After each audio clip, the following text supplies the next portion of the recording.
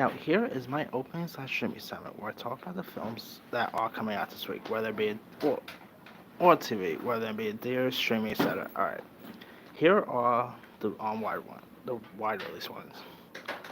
First up, we got Evil Dead Rise, of course, the fifth installment of the Evil Dead franchise. Of course, this is directed by this is from, of course, Sam Raimi, or I should say, producer Sam Raimi. And of course, here's what the film's about. A woman finds herself in a fight for her life when an ancient book gives birth to bloodthirsty demons that run out among in a LA apartment building. Now, this is pretty much the first Evil Dead movie to really take place in like a high-rise location instead of like the cabin in the woods, which I think that's pretty cool right there. I mean, just like the recent Scream, they're changing locations here. And I'm actually more excited for this, especially because since it was originally supposed to be an HBO Max exclusive, or Max exclusive, I should say. Huh, still dumb tired, but anyway. But of course they decided to give this a theatrical release, which I think that's perfect right there. So I cannot wait to see this. I love the Evil Dead franchise, so I'm hoping this is gonna be as good as the other ones. Alright, also out, we got Guy Ritchie's The Covenant, which stars Jake Gyllenhaal along with The Boys star Anthony Starr, Dar Salem. During the war in Afghanistan, a local interpreter risks his own life to carry an injured sergeant across miles of grueling terrain. And Guy Ritchie, of course, is a terrific director. Whether you talk about Snatch, Lock, Stock, or Aladdin, I was not big with Operation Fortune, so hopefully this is better than that. But we should say it looks really intriguing, looks very intense, so hopefully it's good. All right, gotta get back on my postings. I got pretty much I got heard this video up, but anyway. Also out, we got the movie Chevalier, which is about a legitimate son and a French plantation owner, Joseph Boulogne, who rises to improbable heights in French society as a celebrated violinist, composer, and fencer, complete with a love affair and falling out with Marie Antoinette. Now, this does star Kelvin Harrison Jr. as well as Samara Weaving, Lucy Monoton, and Minnie Driver, and it looks really interesting. I mean, you of course got Lucy Bonaton playing Marie Antoinette, so that should be intriguing to check out. So hopefully it could be decent. All right, we also got Ari Aster's Beau is Afraid, starring Joaquin Phoenix along with Patti LuPone, Nathan Lane, Richard Kind.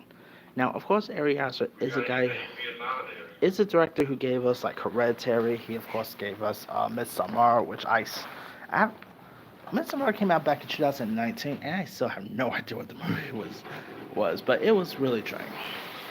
Now, of course,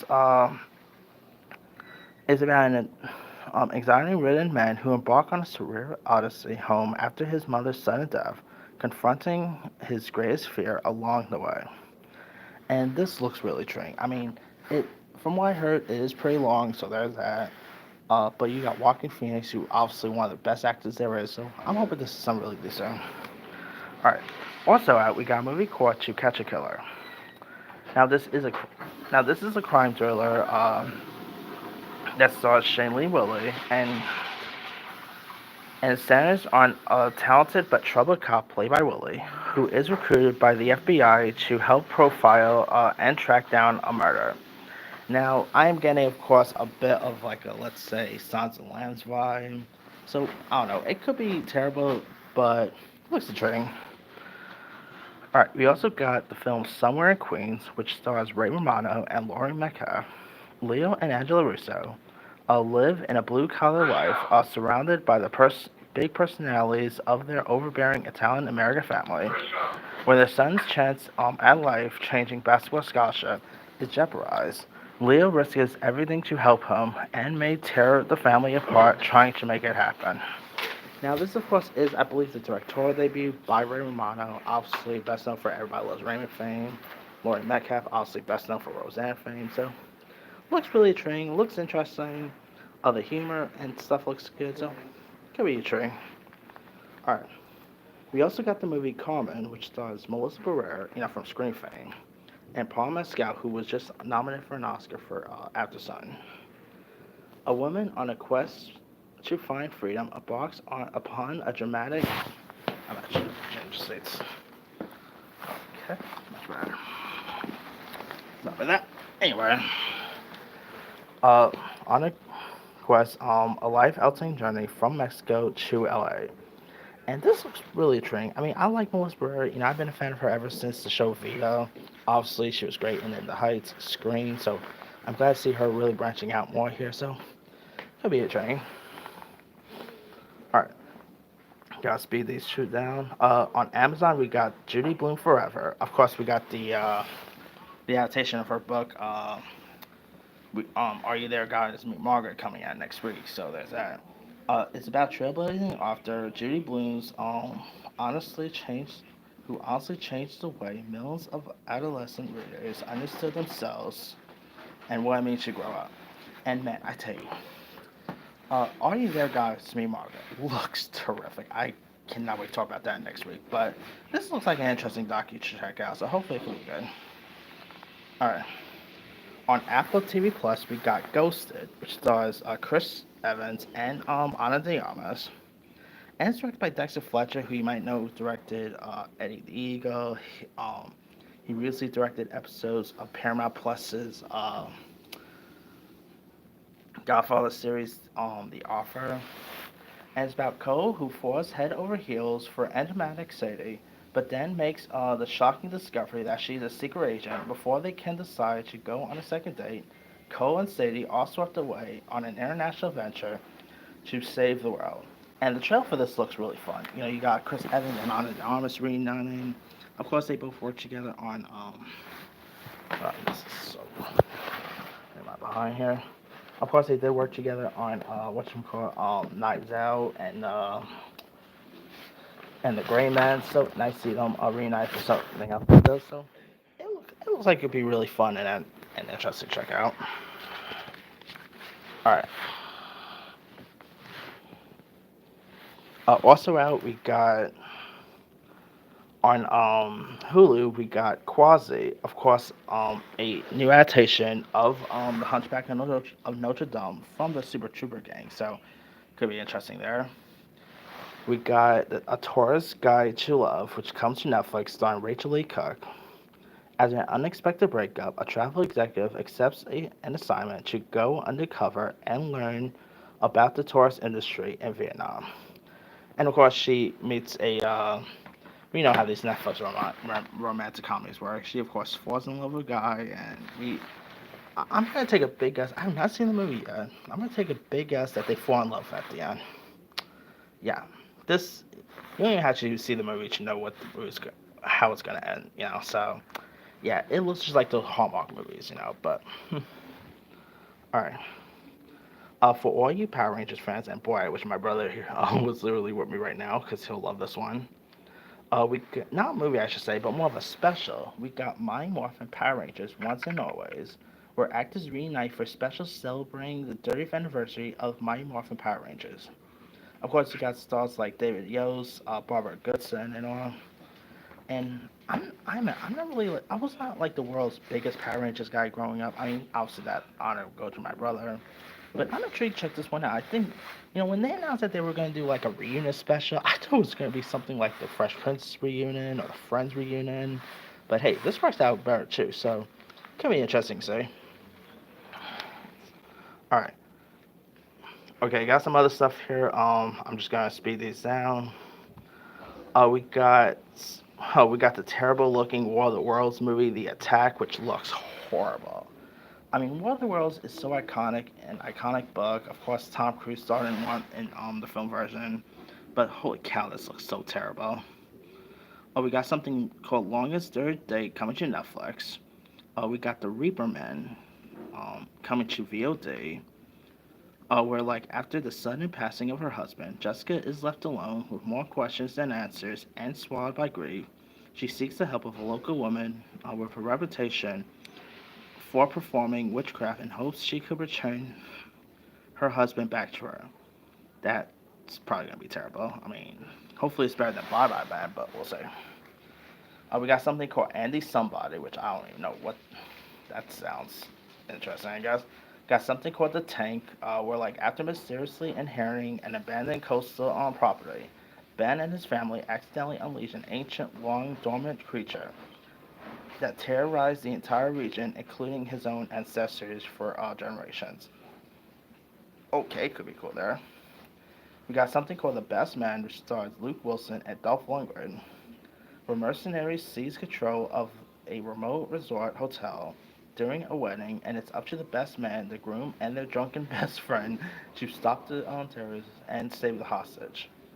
That could be interesting right there. I mean, I saw the trailer for this. It'll probably be terrible, but it looks like a fun, dumb action film. And you got Luke Wilson, which I love Luke Wilson, but I do not really see him as an action hero. I don't know. It could be a surprise though. Alright, we also got something called Gringa, which stars Steve Zahn. I love Steve Zahn, Judy Greer, and Jess Gabar, about a troubled teen girl who runs away to Mexico to find the father she never known. Together, they learn that a family can be put back together even if all they have are the missing pieces. Could be interesting there. I mean, I just saw the brief for this, and Steve Zahn is maybe one of the most underrated, underappreciated actors there is. You got Judy Greer, who's always great, so could be interesting to see. Alright. We also got something called Civilization in the Danger Zone. I don't know what that's about. We got something called Two Sinners and a Mule, which stars former Gunsmoke star Buck Taylor and Cam Dante for all you Twilight fans. And it's of course about two ladies of pleasure kicked out of town, run across a bounty hunter, shot to hell. After nursed back to health, the lady decides he needs their help to track down Gilla Grimes, a ruthless murdering sorry that habit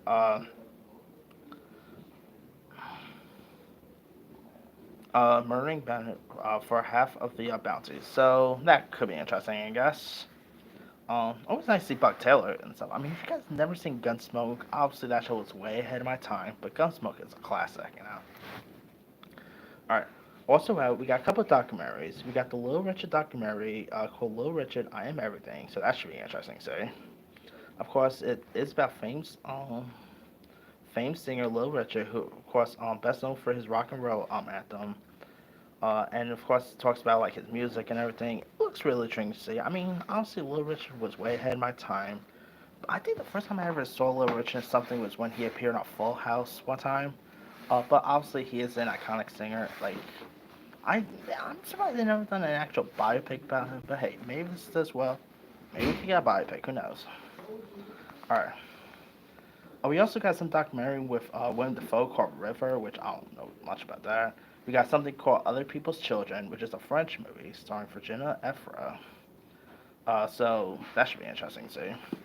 Now, a couple stuff coming, some shows that are premiering.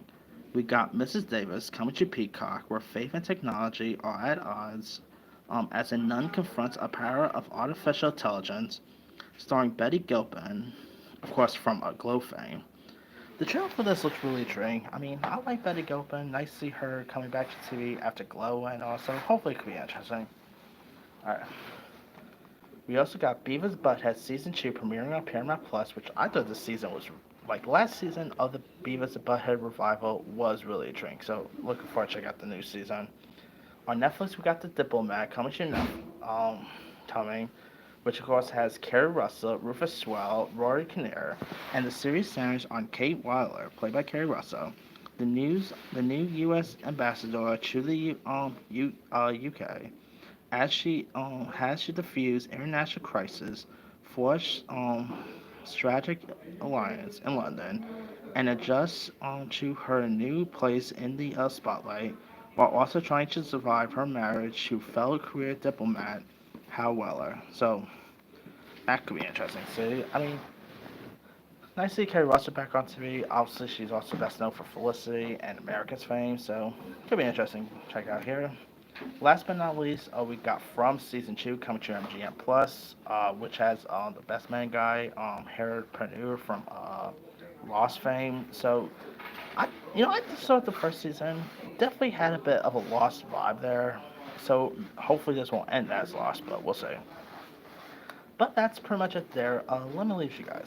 Which of these films and shows are you interested in? Are you interested in Evil Dead Rise, Chevalier, Bo's Afraid, from season 2, or Mighty Morphin Power Rangers, Always and Forever? Drop comments below. Don't forget to like, subscribe, hit that bell for notification. This is Timmy signing out.